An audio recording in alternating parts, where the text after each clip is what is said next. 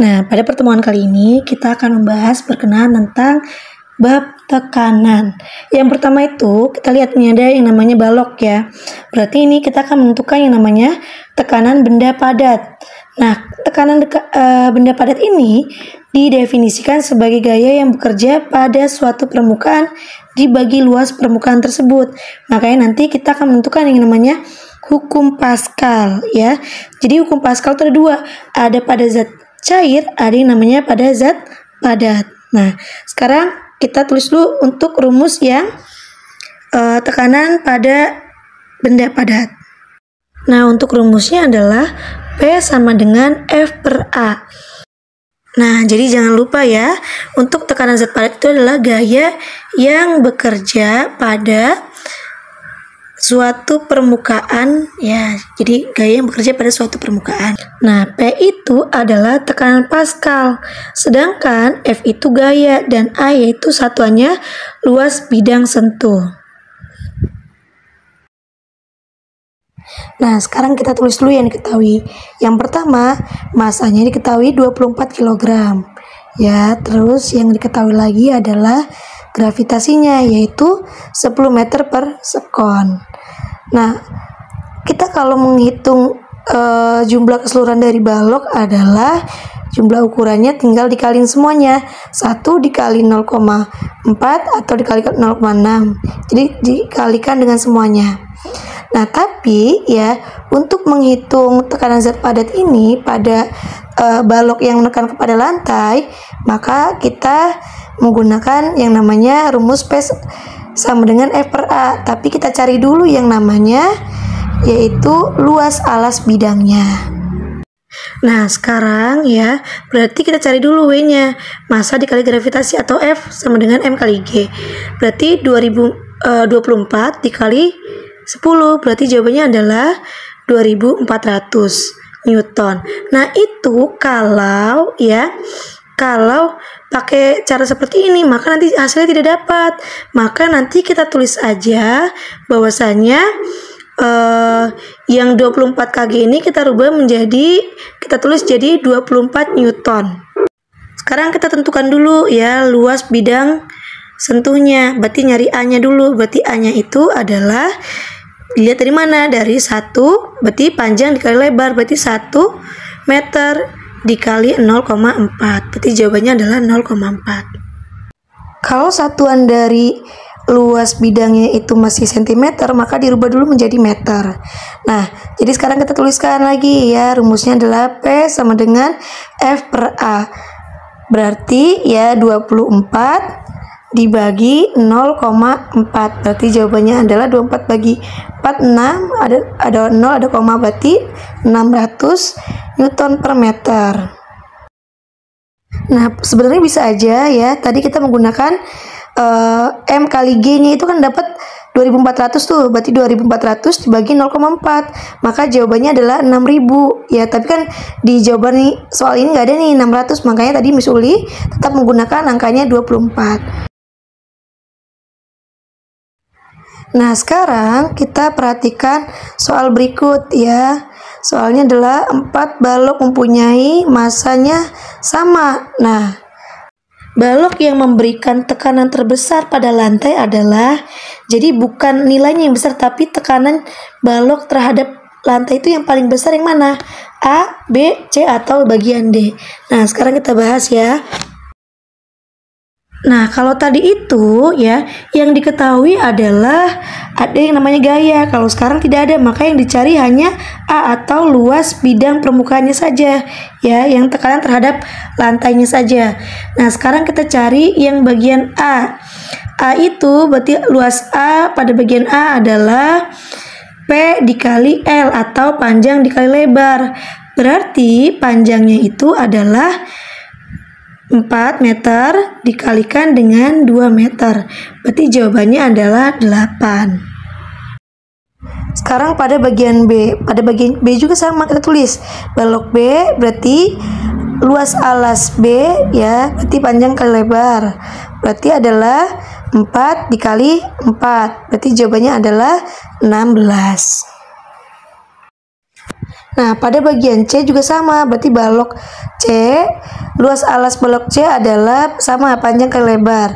Berarti 2 dikali 2, berarti jawabannya adalah 4. Pada bagian D, yaitu sama juga, tulis balok D, luas balok D adalah panjang kali lebar, berarti ya dia 2 dikali 2, oh maaf tadi yang C itu adalah 2 kali 4 ya, yang D baru 2 dikali 2, berarti adalah jawabannya 4 meter.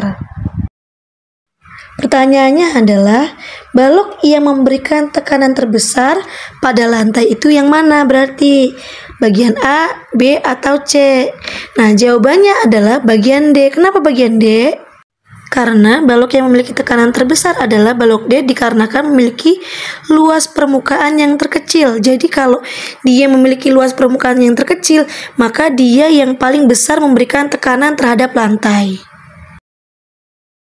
Selanjutnya kita akan membahas berkenaan tentang tekanan terhadap zat cair. Sama ya, ini juga masih menggunakan yang namanya hukum Pascal karena dia menekan ke bawah ya. Jadi suatu benda menekankan pada suatu permukaan bawah. Ya, hukum Pascal ini diterapkan pada dongkrak hidrolik. Nah, berarti kita lihat ya zat cair. Untuk menentukan zat cair ini ya, karena dia menggunakan hukum Pascal, berarti yang dimana berbunyi tekanan yang diberikan kepada zat cair di dalam suatu ruangan tertutup akan diteruskan ke segala arah dan sama besar dan sama kuatnya. Untuk rumusnya kita tulis ya. P1 sama dengan P2, atau maksudnya adalah hukum Pascal 1 sama dengan nilainya dengan hukum Pascal 2. Nah, rumusnya F1 per A1 sama dengan F2 per A2. F itu adalah gaya, sedangkan untuk A itu adalah luas permukaan ya, yang luas bidang tekanannya itu. Untuk soalnya adalah perhatikan gambar berikut. Ya, jika luas penampang A2 sama dengan 100, A1-nya tidak diketahui, maka perbandingan gaya F1 dan F2 adalah berarti dia mencari perbandingan dari F1 dengan F2. Tadi ya, A2-nya sudah diketahui atau luas dari tekanan ke bidangnya, luas permukaannya itu adalah A2-nya 100. Kita tulis dulu, yang ditanyakan adalah perbandingan dari F1 dan F2-nya. Kemudian kita masukkan rumusnya. Berarti F1 per A1 sama dengan F2 per A2. Tapi karena kita mencari perbandingan dari F1 dengan F2-nya, berarti rumusnya kita rubah menjadi F1 per F2 sama dengan A1 per A2. Nah, karena A1-nya tidak diketahui, maka kita tulis saja A1 per A2 yang diketahui per 100. Berarti perbandingannya adalah yang didapat adalah karena A1-nya tidak diketahui, berarti jawabannya karena dia bagi-bagiannya, berarti dia nilainya adalah A1-nya nilai 1 dan A2-nya adalah nilainya 100. Berarti perbandingan dari F1 dengan F2 adalah 1 banding 100. Jadi jawabannya adalah B. Soal berikutnya adalah tekanan zat cair, tapi kalau tadi pada dongkrak hidrolik, kalau sekarang pada hidrostatis ya. Berarti kita tulis dulu ya, hidrostatis itu adalah tekanan yang disebabkan oleh zat cair yang diam, keadaannya itu diam pada suatu kedalaman tertentu. Besarnya tergantung pada ketinggian zat cair, massa jenis zat cair, dan percepatan gravitasi bumi. Sekarang kita tulis rumusnya adalah pH sama dengan P dikali G dikali H. pH itu adalah tekanan hidrostatis hukum Pascal, dan P adalah massa jenis air, satuannya kilogram per meter kubik, dan G adalah percepatan gravitasi buminya, yaitu meter per sekon. Kita tulis yang diketahuinya adalah P-nya itu 1000 kg, maka nggak usah dirubah lagi jadi gram, kecuali gram baru dirubah jadi kilogram. Kemudian ya, selain itu adalah G-nya atau gravitasinya adalah 10 N per Kg. Nah, pertanyaannya adalah tekanan hidrostatis atau cari P-nya. Berarti kita tulis dulu ya, ketinggiannya berapa nih? Nah, karena dia ketinggiannya tepat di Q, bukan tepat di mulut ikan, tapi tandanya di Q di tengah-tengah, maka kita tulis yaitu tingginya adalah 80 cm. Nah, kecuali ya, dia tinggi airnya itu tepat di mulut ikan, berarti ada keadaan awal dan ada keadaan akhir, makanya 80 dikurang 60 kalau tepat di mulut ikan. Kalau tidak, berarti kita tulis saja 80 cm.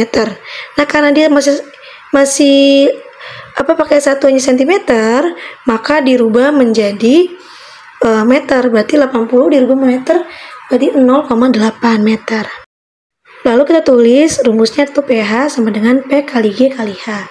P-nya itu ya kita masukkan, berarti 1000 dikali 10 dikali 0,8. Maka yang dikalikan terlebih dahulu adalah 10 dikali 0,8 agar hasilnya 8. Biasanya genap. Baru dikalikan dengan 1000, berarti 1000 dikali 8 adalah jawabannya 8000. Satuannya adalah Newton per meter. Berarti jawabannya adalah B.